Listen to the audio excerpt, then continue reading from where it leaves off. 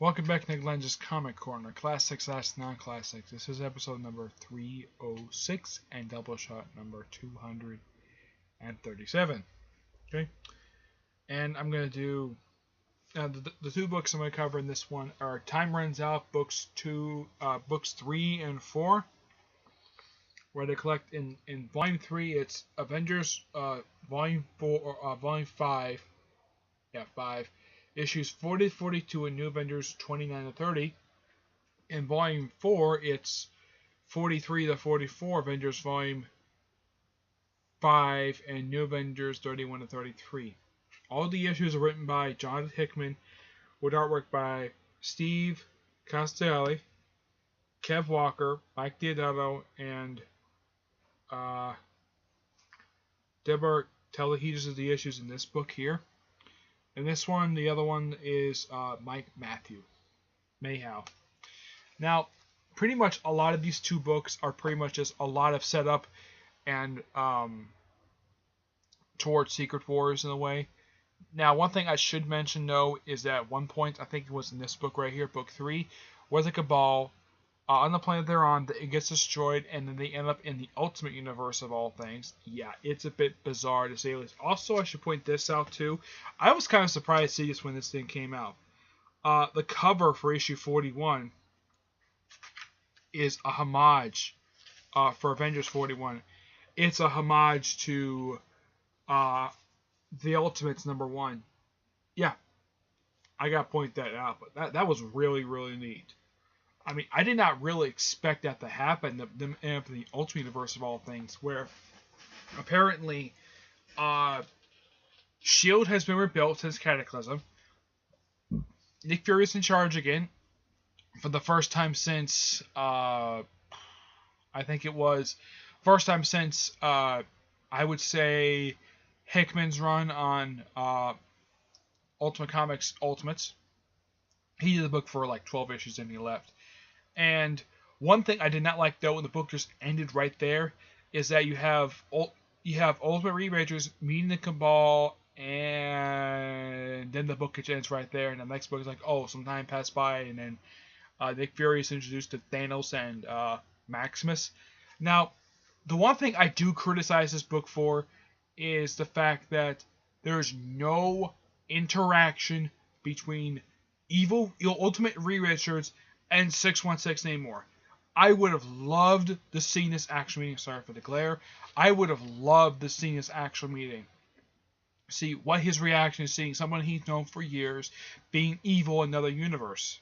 I would have loved this. Come on, Hickman. Why did you do that? Why did you just stop right there? I mean, that would have been a great scene to see. And him meeting all these people from the 616 universe. Well, not all of them anyways. The only ones are from 616, aside from Namor and Thanos as Maximus. Everyone else is from a different universe altogether. Well,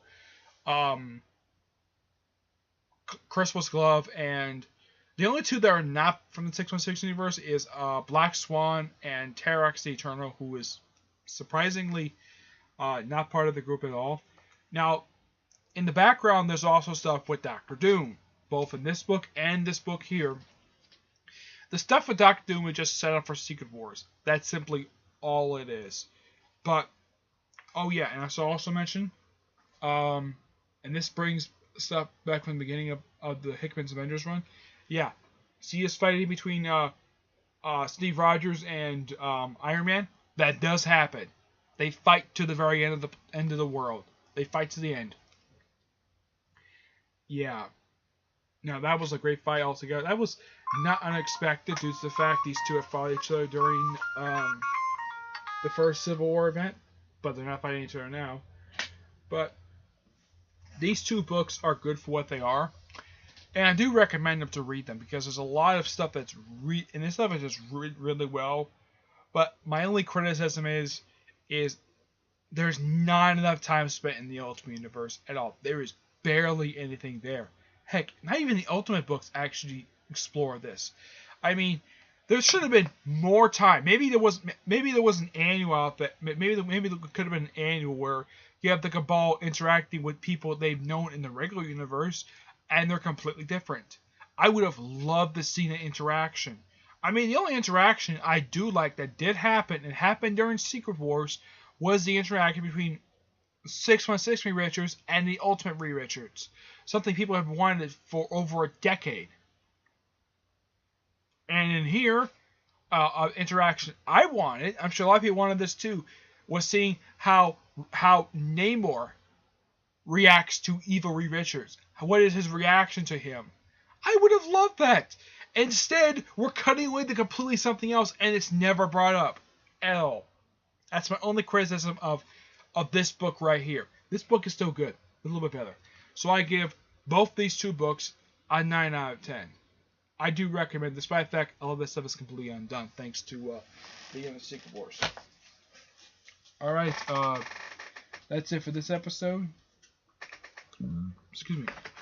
Stay tuned for the next episode. We're being episode 308, not 308, 307, and Doubleshot number 230. Hang on. Just trying to make sure something here. Next one is 307 and Doubleshot number 238. Okay?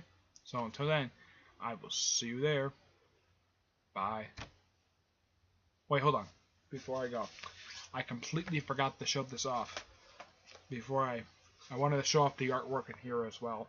Yeah, I wanted to show this off before I ended the video. I completely forgot to do this. With to show off the artwork in here. That's gorgeous artwork by these artists. Yeah, I completely forgot. But now I'm doing it. Yeah.